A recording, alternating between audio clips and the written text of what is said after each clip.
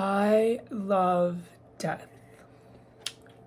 metaphorically speaking, but this video I'll be talking about an author who made death the center of the story and the movie. I don't know, he romanticized it, I guess, but if you were 13 in 2013, you remember the craze of The Fault in Our Stars. I loved the 2013 to 2016, maybe 15. It was like a 5-year gap where everyone was buying up publishing deals of written books to turn them into movies. John Green went the more casual, real route with 2 kids battling cancer. When you're diagnosed with a terminal illness, you have a death sentence given to you, so you're no longer afraid of death.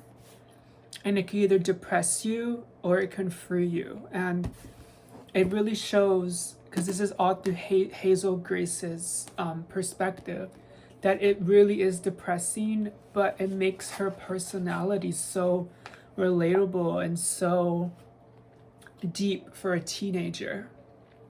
All right, let's read a passage. My dad started crying a little.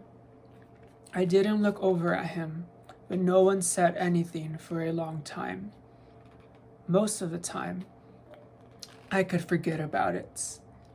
But the truth is this might be glad to have me around, but I was the alpha and the omega was my parents' suffering. Like, how do you process that as like a teenager? Is she like 16 or 17 and you have to like jump to like thoughts that you would be having at like 80 or 70 when you're like gonna die soon? But she like jumped and skipped forward and is already thinking like that, but she reacts still as a little girl, as a teenager, as a preteen. So it's so like interesting to be so worldly, but like so not, to still be so naive. Okay, so this was written by a man. And you could tell in some passages and how he didn't really write his male characters good. He wrote the more female characters better and more story to them. He didn't really grasp any emotional value when it comes to men, which is really interesting because he's a white, older, like over 40-year-old man writing about teenagers. He comes from a generation where men were able to express emotions at all, and if they did, they were shunned for it. And I think it comes out in his writing. And the host, she has 2 people inside her head, which is like a metaphor for, I guess, for human life. You have your brain and then you have your soul in the back, and you get to pick which one you work with. And you're supposed to be able to work with both at the same time. But hers, it's a human brain and then like an alien in the back.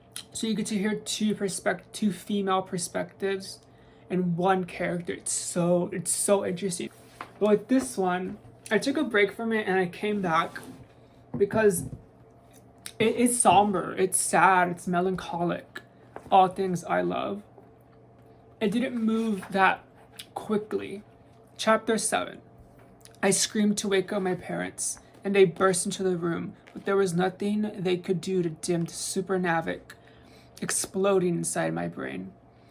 An endless change of fireworks that made me think that I was once and for all going, and I told myself, as if I told myself before, that the body shuts down when the pain gets too bad, that consciousness is temporary, that this will pass.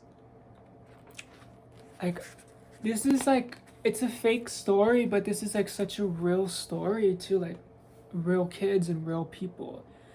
But just like always, I didn't slip away. I was just on the shore with the waves washing over me, unable to drown. That's cool. Okay, I was peeling off my gel nail polish, but okay, I'm back. But I like this book because it is written in the human world, one, so it's like real. Two, you know how the story ends without it telling you. The main character has terminal cancer. So it's 100% that she will not live that long. So they take luck out of their equation and their thoughts. They take the standardized belief of religion and God out of the answer and the thoughts. Because I think she even says in this book, like, why me? Why this? They talk in statistics. So it's like, I think Hazel Grace is probably like a Virgo. Like, she's very logical, very like statistical. And she's like, the death rate for this is 80%. For this illness is 80%. And she is part of the 20% that the medication is working. She's keeping her alive.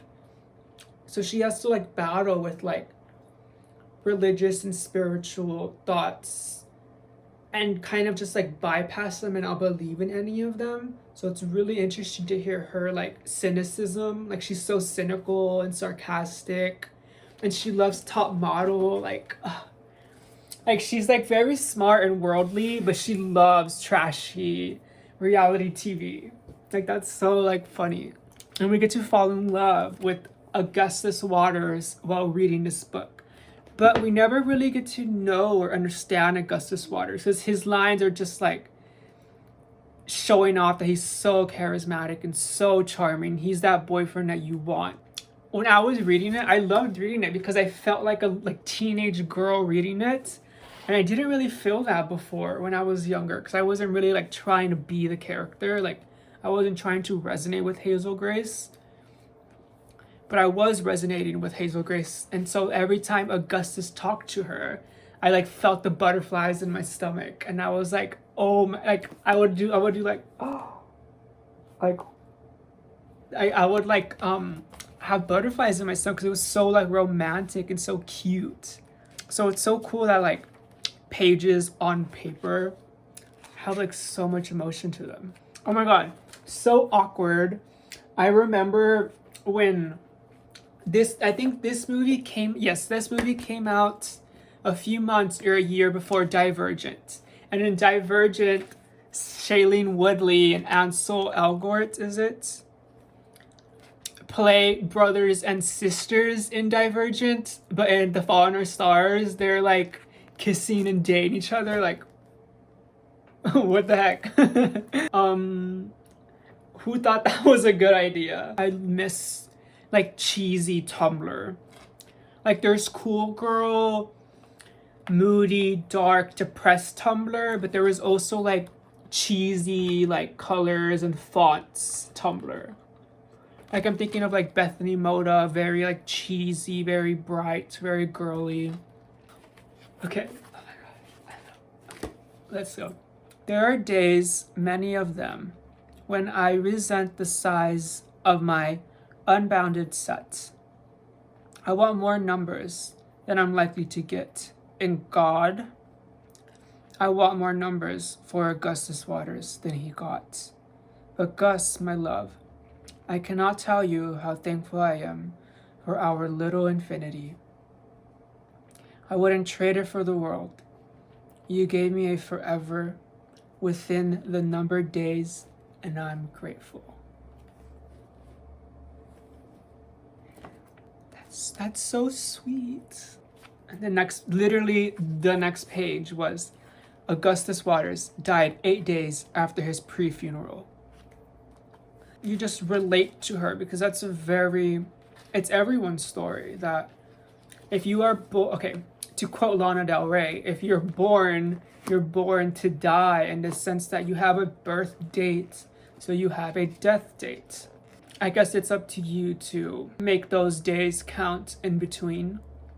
But once you know your death date is close, you don't take minuscule bullshit seriously.